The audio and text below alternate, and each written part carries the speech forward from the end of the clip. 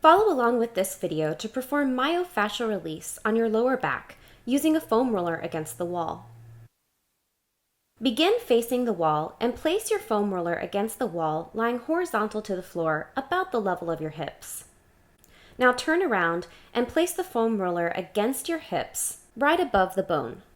Walk your feet out so that you're leaning your body weight on the foam roller. Now bend your knees, keeping your body weight in your heels, coming into a wall sit squat, and allow the foam roller to roll up towards your mid-back. Then straighten out your legs, keeping your hips back to straighten back up to the starting position. Continue to roll the foam roller down and up against your back for between 5 and 10 repetitions.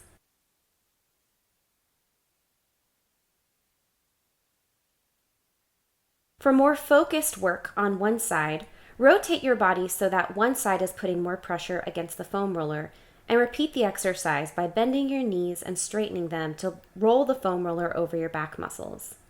Make sure to perform this to both sides.